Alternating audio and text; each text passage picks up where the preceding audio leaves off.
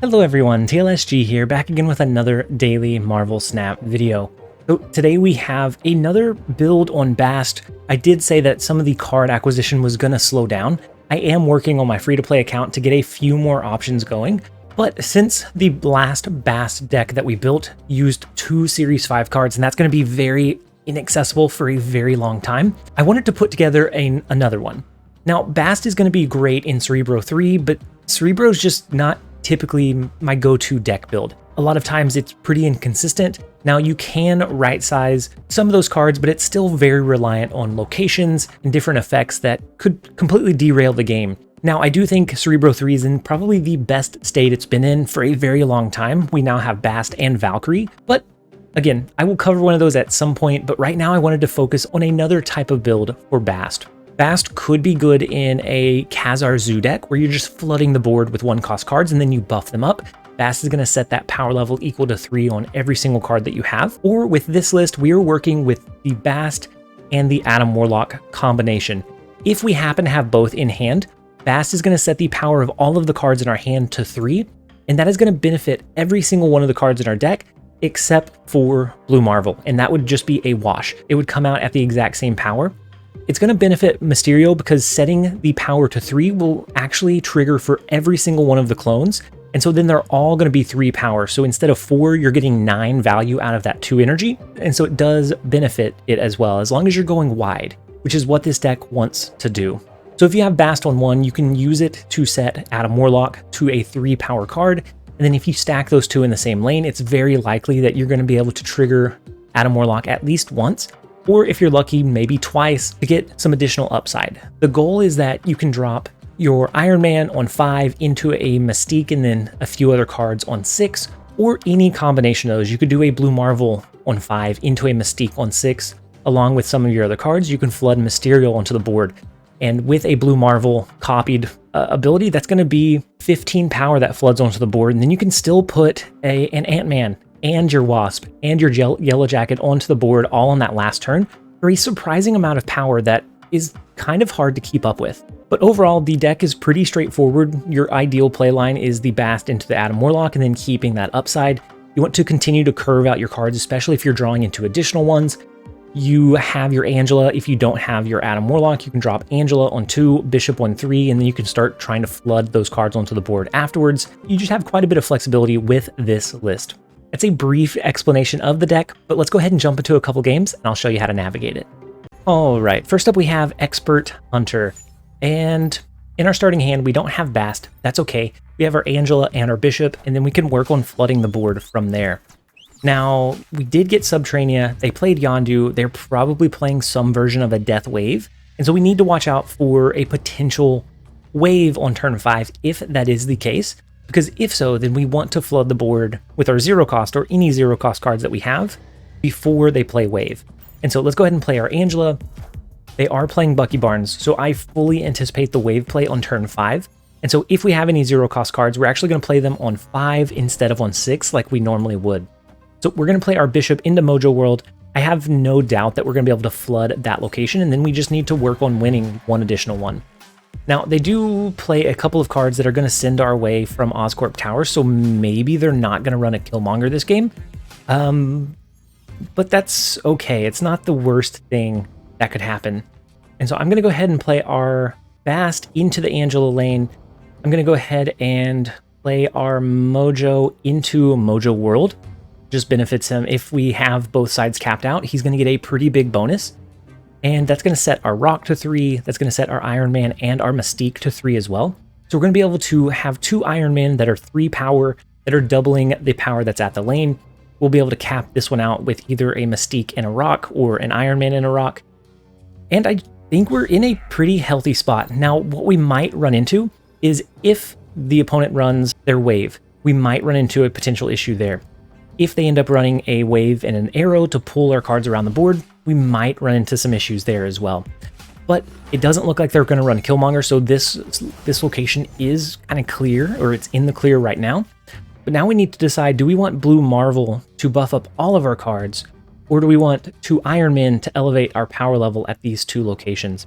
Now, they have only destroyed 1 card thus far, And so they're not going to be able to do a wave and be able to do both death and in another card. They might be able to do She-Hulk in another card, but otherwise they're not going to be able to get that upside. And so I think we play our Iron Man. We're fairly confident that we'll be able to play 2 cards this next turn. And if not, maybe we messed up. Nope, so they play She-Hulk this turn, so they are going to be able to play whatever they want onto the board. We just have to figure out where they're going to play it. So we can do a Mystique here, we can do our Mysterio token here, and then our Rock here. That's going to buff up Bishop quite a bit. That's going to buff the Angela lane twice, and we're going to copy the Iron Man's ability. The real Mysterio will be here. So that's going to be 2, 3, 4, 5, 6, 7, 8, 9, 10, 11, 12. That's going to be 13 power here, and then it's going to be multiplied from the Mystique. And we have Mojo World capped out. They have initiative, so even if they did decide to run a Killmonger here, our Rock is going to come down after the fact. And so I think we're very, very safe here. An Aero play might do it, depending on where it pulls. Okay, no, so it pulls from Mojo World, which is fine. They don't have any cards there. We are going to have that one fully maxed out. And so because we were able to throw so much power onto the board on that last turn, their Aero is much less effective. And so in a meta where Aero is very, very prevalent, being able to flood the board with so many cards allows you quite a bit of flexibility. So we do win the far left and the far right lane for the 4-cube victory. Let's go ahead and jump over into the next one.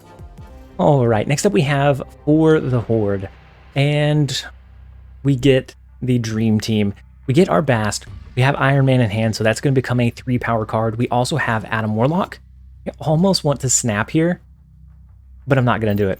We're going to play Bast. Next turn we'll play Adam Warlock. That'll help us draw into additional resources. And if they don't drop a card over here, then we'll be able to continue to press that upside by drawing additional cards each turn.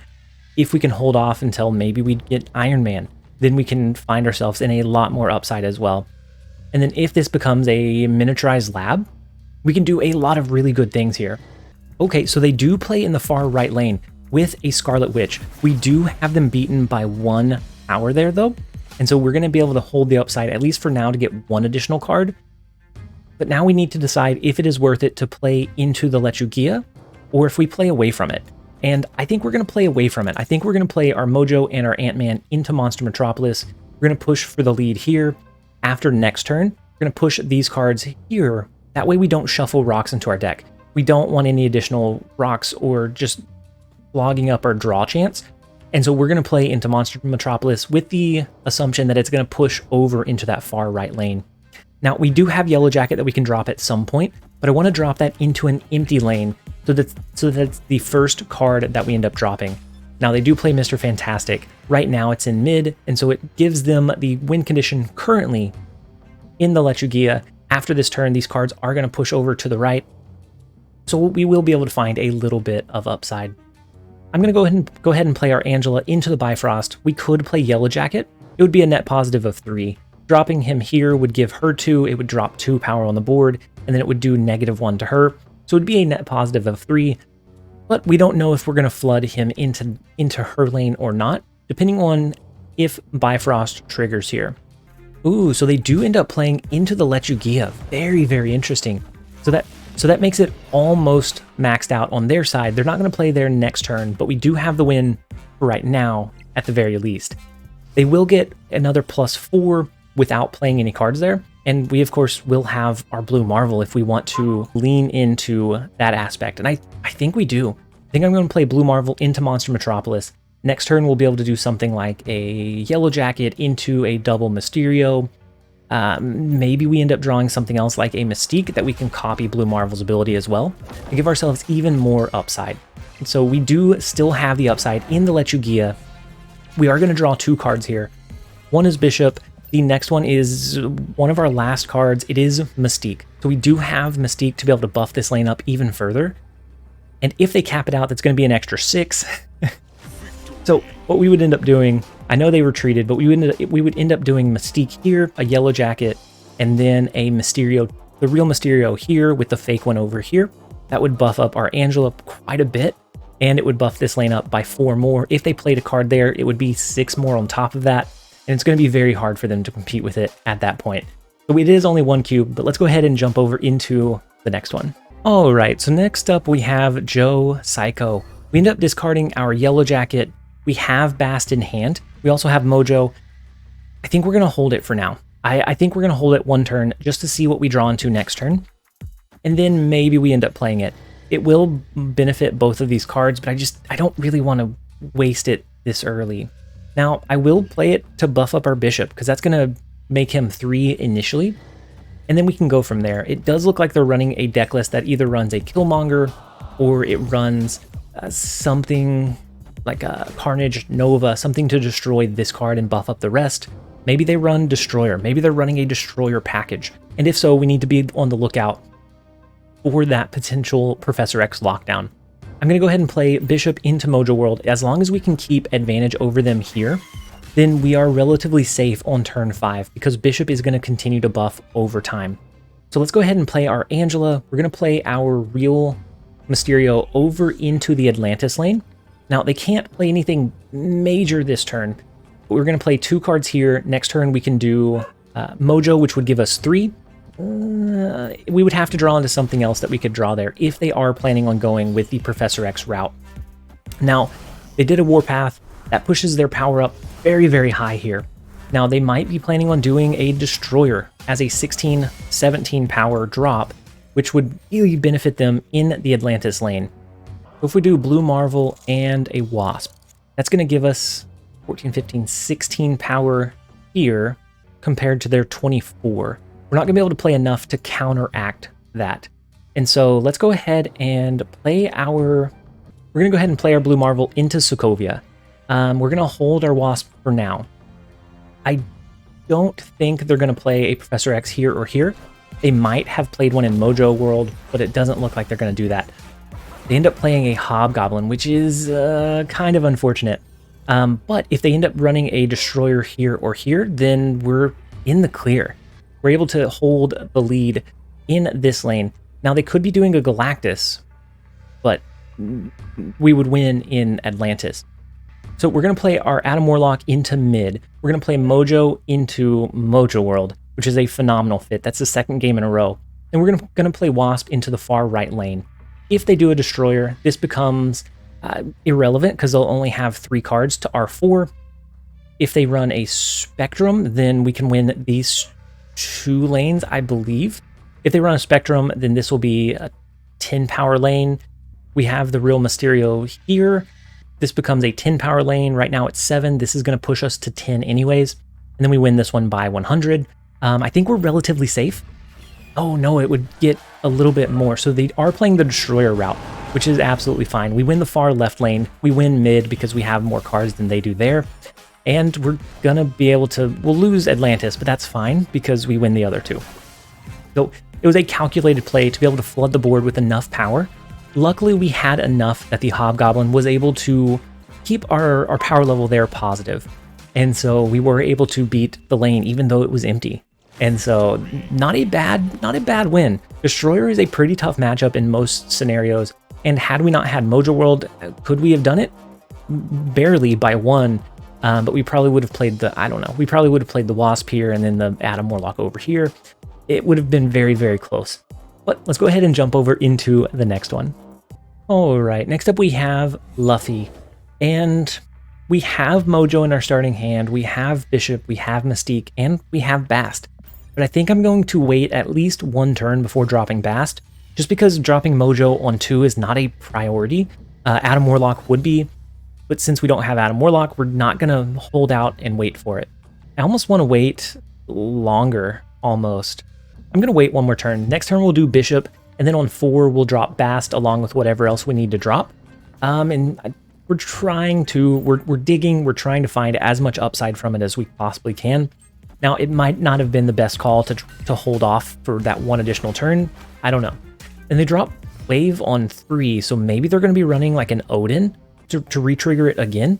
I think we're going to take this gift that was given to us. We're going to drop Blue Marvel. Next turn we can do Mystique. Unless we draw into our Iron Man, we will probably want to copy the Blue Marvel. And actually, I'm going to play Blue Marvel into Wakanda. The reason I'm not going to play it into Nidavellir is we want a spot to be able to openly drop our Yellowjacket without it causing any kind of negative downside. And so they play a Death, which is not the way that Death Wave is typically ran. That's supposed to be a surprise last turn play. We get Mysterio. Let's go ahead and we're going to do our Mystique to copy the Blue Marvel. We are then going to play our Bast. That's going to allow us to do a Yellowjacket, a Mysterio, a Wasp, a Mojo, and maybe whatever else we draw into, because that's only 4 energy. So if it's 2 or less, we'll be able to do 1 additional card as well. And so we're going to be able to flood the board with a lot of power very, very late. And so the last turn, this turn, I guess, they play Aero, which does force us to cap out the Wakanda location. We're gonna have to play 6 cards to be able to beat them here. I don't know. We can do that. I think we can at least tie them.